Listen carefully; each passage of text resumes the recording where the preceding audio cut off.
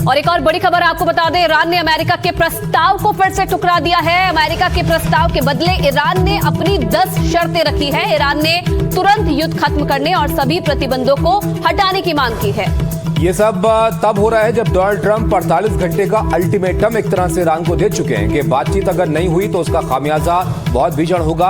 और अब ईरान अपनी शर्तें लेकर यहां पर सामने खड़ा है। तो साथ ही ये भी यहां पर कहा गया कि हॉर्मुज़ पर प्रोटोकॉल निर्धारित करने की मांग ईरान की तरफ से यहां पर की जा रही है। और उसका कहना है कि यहां पर अस्थायी काम नहीं होना चाहिए, स्थायी समाधान पर बात होनी चाहिए। तो प्रस्ताव के बदले ईरान ने अपनी 10 शर्तें रखी हैं और इस प्रस्ताव में तुरंत युद्ध खत्म करने की मांग, साथ ही साथ ईरान पर जितने भी प्रतिबंध लगाए गए हैं उन्हें हटाने की भी मांग ईरान की तरफ से की गई है। साथ ही साथ हॉर्मुज़ पर प्रोटोकॉल निर्धारित किया जाए, ये भी ईरान की तरफ से कहा गया है। वहीं दूसरी तरफ ट्रंप भी लगातार जो है ईरान को धमकियां दे रहे हैं।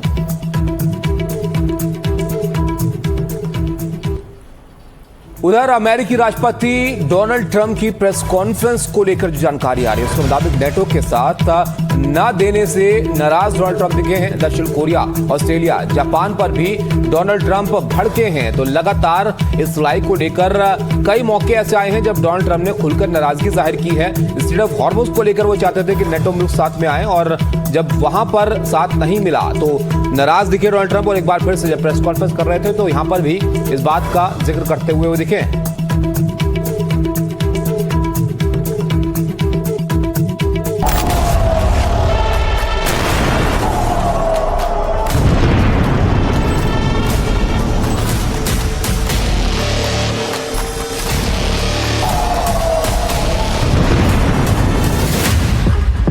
ईरान के खिलाफ अमेरिका इजराइल ने जिस जंग का ऐलान किया था वो अब 39वें दिन में एंट्री कर चुकी है और अब तक सिर्फ ड्रोन, रॉकेटों और मिसाइलों से ही एक दूसरे को जवाब दिया जा रहा है।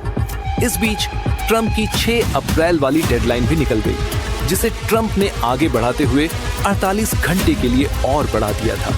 48 घंटे वाली डेडलाइन का आधा ही समय बीता था कि ट्रंप अपने देश के नाम संदेश देने के लिए पहुंच गए। लगा कोई नया ऐलान करेंगे, लेकिन ट्रंप के भाषण एक बार फिर धमकी भरी लाइन ही नजर आई।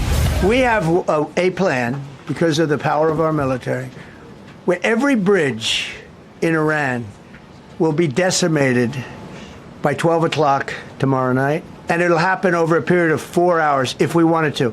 We don't want that to happen. We may even get involved with helping them rebuild their nation.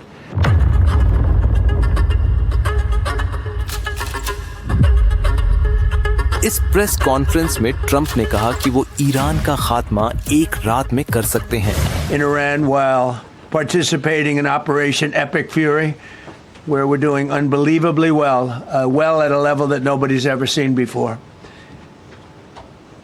The entire country can be taken out in one night, and that night might be tomorrow night. तो क्या America Iran को तबाह करने का इरादा बना चुका है?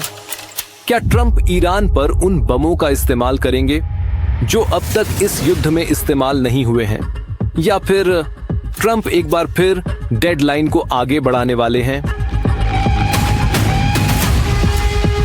क्योंकि युद्ध विराम के मुद्दे को लेकर भले ही अमेरिका की दिलचस्पी हो, लेकिन ईरान युद्ध विराम के प्रस्ताव पर अब बात ही नहीं करना चाहता है। ईरान ने अमेरिका के युद्ध विराम प्रस्ताव को एक बार फिर ठुकरा दिया और बदले में अपना प्रस्ताव भेज दिया।